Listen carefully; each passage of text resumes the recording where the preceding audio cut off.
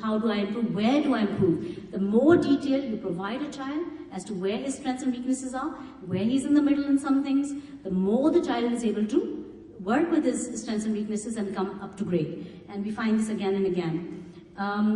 Competition oneself, why and why it works better. Roger Bannister, you've heard of Roger Bannister, some of you? 1950s, 54. He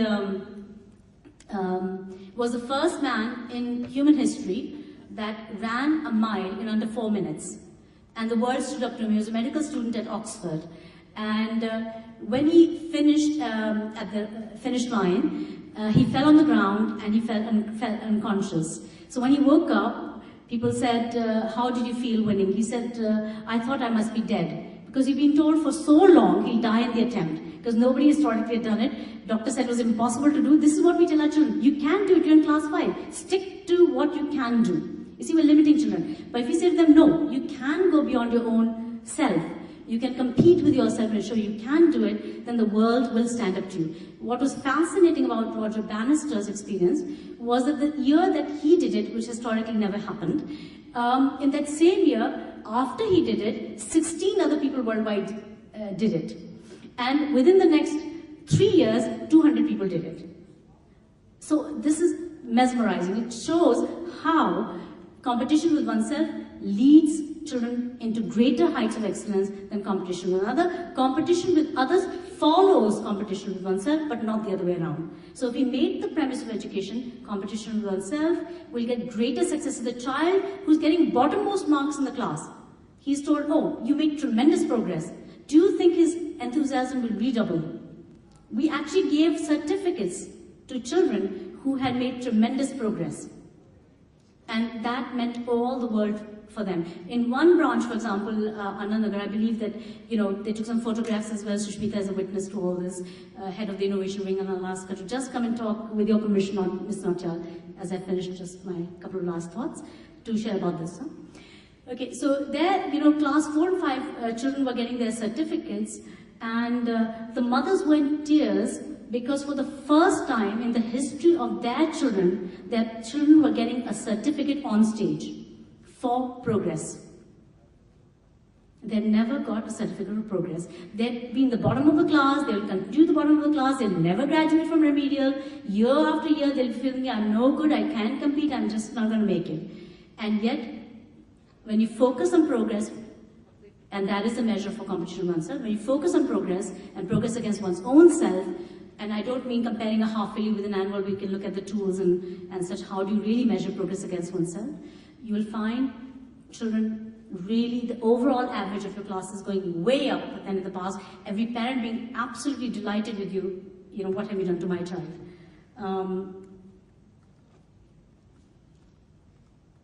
Different types of evaluations are there, but they don't have, children says, okay, a child says, look, you've given me 6.9 out of 10, 69%. I don't know, I don't have the information now to go improve myself. So when a teacher is asked, well, the father says, please tell my son, how can he improve his average? 70% in mathematics is not good. So what does the teacher say normally? What will you advise them normally? You say, work hard? Most teachers will say, work hard? Yeah, that's what you would say, because you're from, enlightened school doing great things. But majority of them will say, work hard and focus on your weaknesses. Yeah? The poor child is already weak. He's going to focus on his weaknesses. He's going to go nowhere. His average marks are not going to go up. And his self-confidence is already very low. He's already perhaps working very hard, being threatened by his father and mother to work all night and all day. Right? So we have to have information, not just summative information that says, oh, you're 70%. That only does the job of classifying, and we're doing injustice. This one number, the summative number, has held education back more than anything else in education. If you can do away with the summative, government requirements 9, 10, 11, 12, no issue. Up to class 8, you're free to do what you wish. Do away with the summative. That's my main plea to you, do away with the summative. Give them details, like here's some detail. You're good in so many things. You're moderately good in these things. This is just mathematics. The average of it adds up to 6.9%, or 6.9 out of 10, that is 69%. But in fact, You only need to focus on some things more. And this is a plan of action for the child. Every child gets a report like this, they can improve, they can showcase their own success, they can compete with themselves. And they don't need the average. In fact, if you do away with the average, they're going to do a better job of improving by the next exam or next test.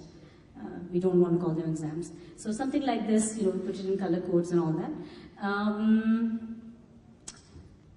So I think this is pretty much it, and I'd like to say that, okay, every child is special. We need to consider the rates of learning, fast and slow learners, types of learning, visual, audio, motor, mixed as per individual learning styles, attention span, I've taken too much of your time already, motivation levels need to build intrinsic motivation. So all these things, and if we are focused on the individual child and use some of these ideas, try them out, please come back and report if you do find some of this interesting, what you've tried out, how it has helped you, and I hope it will help you. And you can also be part of the, the sharing team that shares with each other's successes. Because we need to learn more. As I began with my presentation, we don't know enough. We really need to experiment more. We need to be more humble, more honest about what we do. And we need to be very, very connected to our goals and outcomes. So thank you very much. Jai Jagat. Very nice of you to pay attention. Thanks so much. Sushmita, please. Thank you.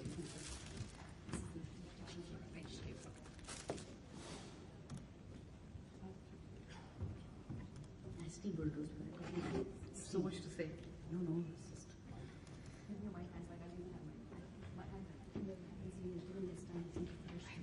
Get the mindset. May I have a head mic, please?